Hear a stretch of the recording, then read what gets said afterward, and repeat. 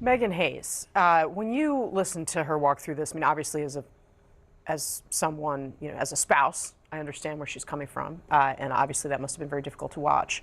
But she's sitting there saying, "I never saw this before or since."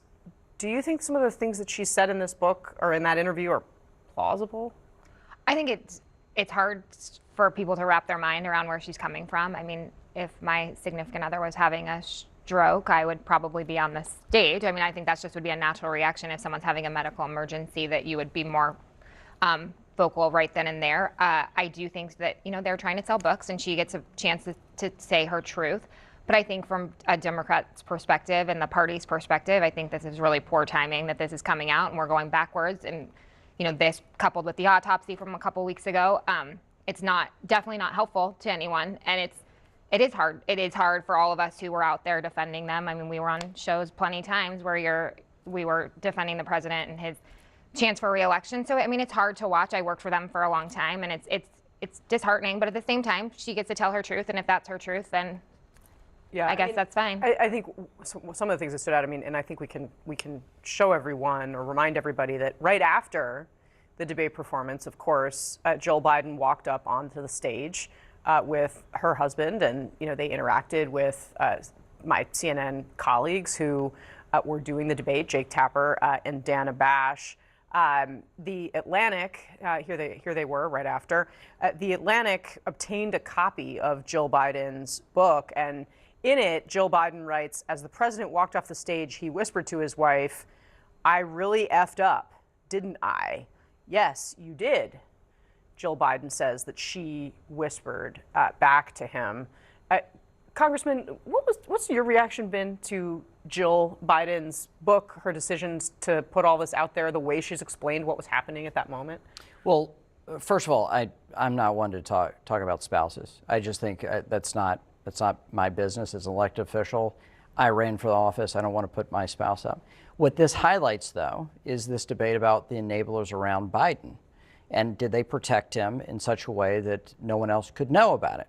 That if you're in a second ring or third ring around the White House, you're not engaged with him, which has all been reported. I mean, Jake Tapper's book, with all Democratic sources on this, are saying a very similar story, that those of us that were close to Biden during the debt ceiling negotiations, when the one interaction that I had with President Biden in the Oval Office with the speaker and the whole team around him, what I saw on the debate stage was what I saw in the Oval Office when he was prepped for a meeting that was consequential about the debt ceiling at this time in 2023. I was not surprised a year later when he showed that on stage.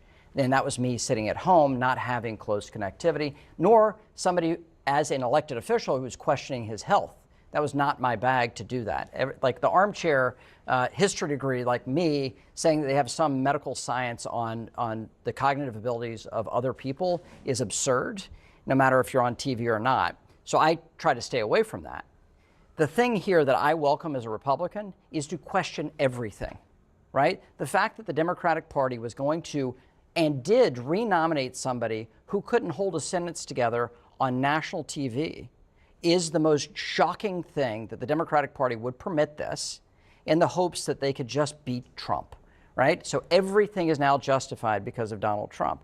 The whole thing should be questioned to the roots of both great parties to make sure that we actually can have a long-term sustainable republic. And this is shaking, not just about the president's health and all this stuff, but are we doing enough to make sure our system's sharp and that we're protected with checks and balances? That is a larger systemic thing that we've got to question. I think that's a really good point, that we need to have a serious conversation about the age and the term limits or age limits or something around our elected officials, because this is happening again, and we see it right now with Donald Trump. It's not happening again, though. Just to say, because of Trump, you're justifying the ineptitude and the grossness of Biden? That's not what I'm trying to do. I'm saying that we are watching people age in front of us, and they are making decisions for generations that they do not have to then live through. And I don't think that's fair to our younger generations. We have people up on the Hill who are in memory care for 6 months, not to be seen from. People have died in office on both sides. I think that is an unacceptable thing for our democracy, and we should have a serious conversation about that. And if Joe Biden is the root of that, the bright light that can come out of all of this, and then Donald Trump falling asleep in meetings. These are things that need to be really seriously examined, and that is the one thing, the positive thing I can see coming out of But I this. would say that what Joe Biden is doing is answering a call no one made. That's right. And That's no right. one in the Democratic Party said, come back out and, That's right. and relive and relitigate this thing that we think you and the family were at the crux of this, the core of it, Right. such that even longtime aides are now questioned as whether or not they're good Democrats. And they're questioned because they had proximity to him. Like, this is not how things should The run. point on right? also the inner circle, I think, is worth reminding people here. The First Lady, as well as other members of the president's family, were part of that inner circle even after the debate, that even with these comments was encouraging him to continue sort of the fight and to stay in. I also think it's worth reminding the public that the comments you're hearing now did not line up with the comments that the White House made in the immediate aftermath of this debate when reporters were questioning them and asking questions about whether he should stay in the race, asking questions about his ability, his fitness. And by the way, other Democrats and other members of the Hill were asking those questions too. The White House was dismissive in the immediate aftermath of that. Right. The president did make back-to-back trips to Europe. We reported at the time that there were other foreign leaders that also noticed him slowing down as well and said that this wasn't a one-off in terms of the example of him slowing down. So while you have heard in recent months, sort of maybe in an effort to do sort of an after action on the election, criticism about how this was handled, that was not the stance of that White House around the time of this debate. It was rather dismissive. Well, and very briefly, Mariana, you covered President Biden as earlier runs very, very closely. He all but told the American people that he was going to be a one-term president. 100%. I mean, he said it on stage multiple times, like, I will pass the baton. I want to steer the ship and then move it on